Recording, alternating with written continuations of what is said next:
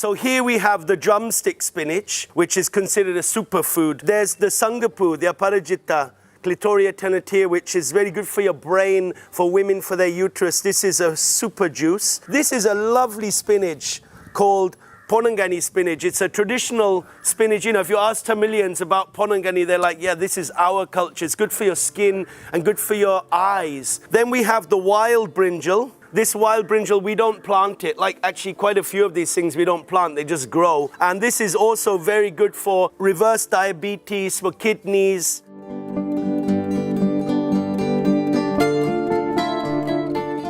This is something that's so fundamental, you know, in our very existence, to know what foods are local, to know what foods are good for us, to know what foods, you know, can be eaten.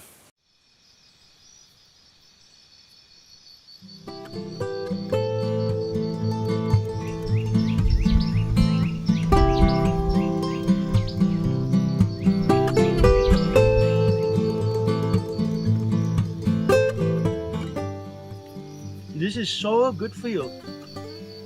This is like a magic plant. And it's a weed.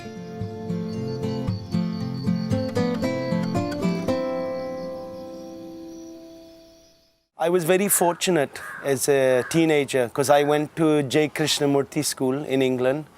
And in that school we were very free, you know, to explore more existential questions of life, you know, why was I born? What's the meaning of my life?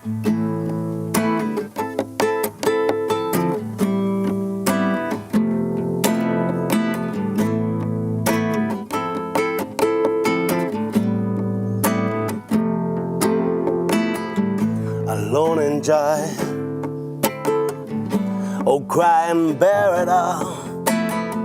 Myself a call, I'm just an echo on a distant wall. Oh, could it be that beauty's kiss tonight drives me far from my tomorrows? Say my prayers and I'll say them right. I ended up studying a lot of jazz guitar and I was doing a lot of theater. I was even doing research in genetics. My teacher, he encouraged us to get involved in publishing scientific papers. But it was at that time that I discovered my passion for farming and gardening, you know, a life close to nature, growing my own food.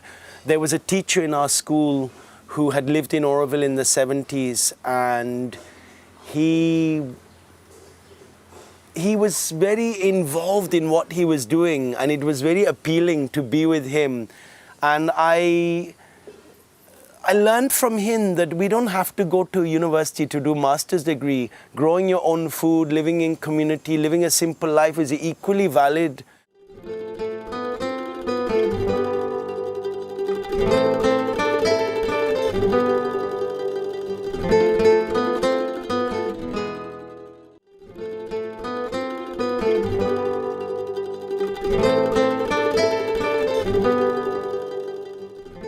So when we started Solitude, you know, it used to be farmland, but it hadn't been used for many years. And it was just an empty land. It was flat and the soil was, a little poor. There were weeds growing and a few neem trees. And that was all that was there. So we really started from scratch with this land.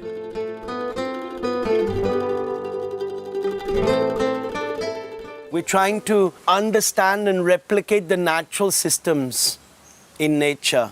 There are so many natural systems going on in nature. I mean, the first obvious one is that leaves and organic matter fall to the ground and decay and become healthy, available nutrients for the plants. So the first element in natural farming, what I say is the first and last technique, is to value all the biomass around us, the organic matter. This bioresource is our profit. It's not a financial profit, it's a nutritional profit. Because when we return it back to the soil, soil becomes healthy. This is the very premise of natural farming.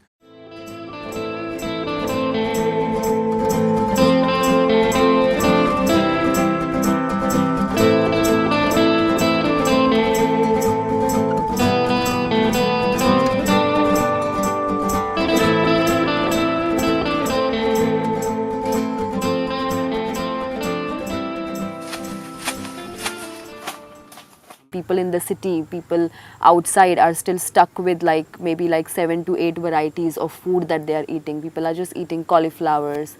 Some, maybe like in Bombay also, we eat like 2 varieties of spinaches, but when I came here and I saw, it was like 8 varieties of spinaches, and out of that 4 we are not even growing.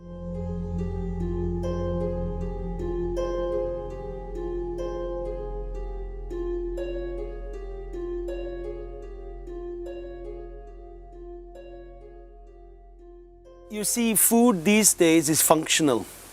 You eat to go and do the job. Everything is geared towards economic gain. I got the iPad, I got the car. But when there's no water left in the tap, what use is that?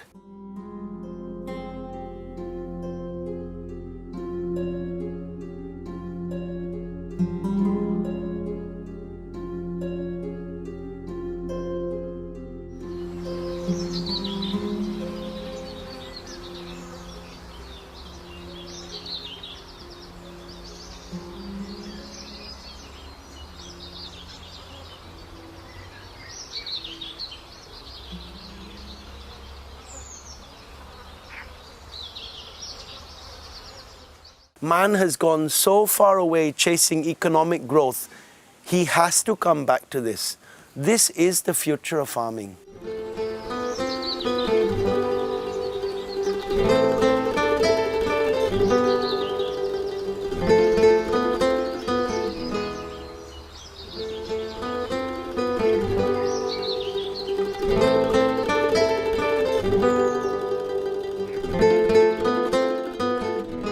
First, as I said, we plant fruit trees. There's a ramphal, and there's tamarind, and there's jackfruit, and mangoes, and sapotas. There's a wide diversity of fruit trees.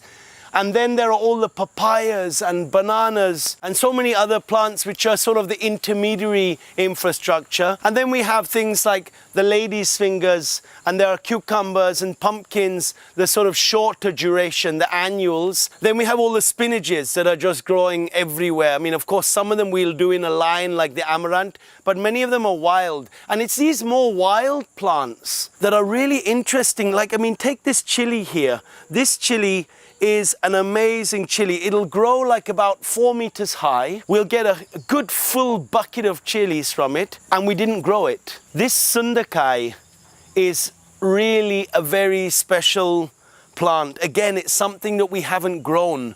It grows all over the farm now, and it grows all over the farm because we valued it. But the main point is we didn't grow it. It grew on its own. There was no industrialization needed for this. There is no carbon footprint.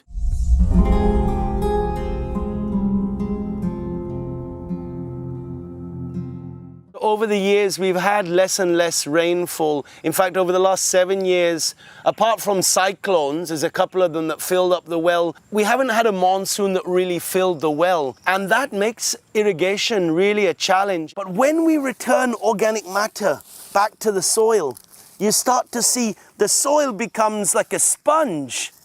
You know, it's holding water. You know, this porosity is really synonymous with fertility, and this porosity allows for us to irrigate less.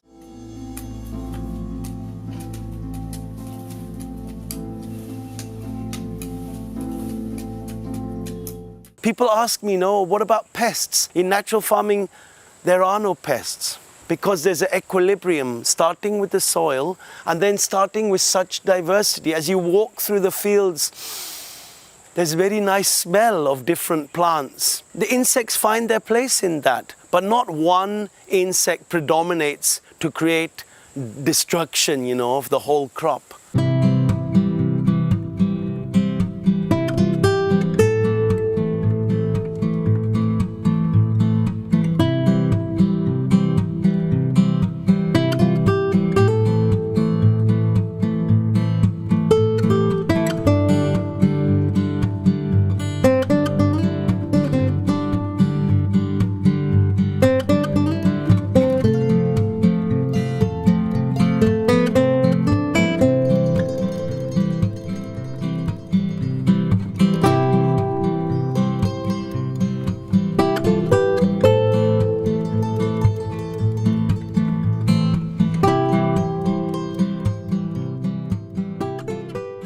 This is a cafe that values local foods, and it's amazing to see how it's grown over the years. In 2014, we started with the full-blown menu, and that's like nearly 6 years ago. It's become so popular, and you can see in our bioregion how green papaya is slowly valued by more and more people, how certain spinaches are valued by more people. Someone from Sweden showed me how she was using the banana stem, and you know, that's very heartwarming because that's the aim of this cafe.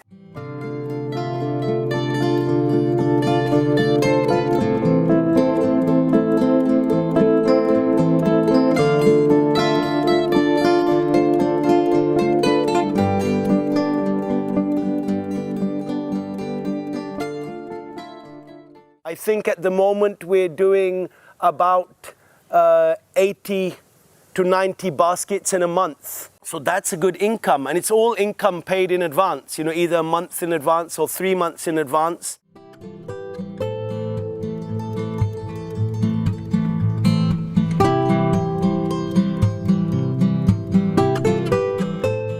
Many people come in, they say, how can I start? And I've got this 1 acre land. And I say, well, start with fruit trees, and around each fruit tree, make a garden. You know, so you're watering those fruit trees, and that water will also go for that garden. So around each fruit tree, you have like a 2.5 meter diameter circle where you have tapioca, the maravillikelenge, kappa, you have drumstick, you have a papaya, you have a couple of bananas, and maybe you have pumpkins that go out. So instead of trying to, you know, irrigate the whole field and take care of a whole field, you've actually got, say, 20 or 30 circles that you take care of. And you could even put a drip on each circle, because you have to be practical, you know.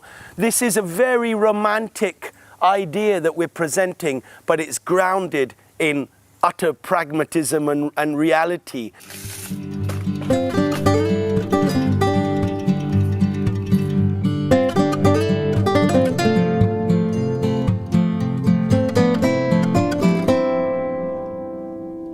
The key to this system for a local farmer, after the technical, you know, implementation, is community. Because without community, you can't share the gifts of Mother Nature. Shops don't want banana stem and banana flower and chicken spinach. You know, shops want beetroots and potatoes and carrots. So it's really about having a community of 20, 30 people for an acre farm, and they say, give me the nutrition of Mother Nature. Let my children grow up eating seasonal foods, eating foods that are relevant to my culture and are good for me nutritionally and medicinally.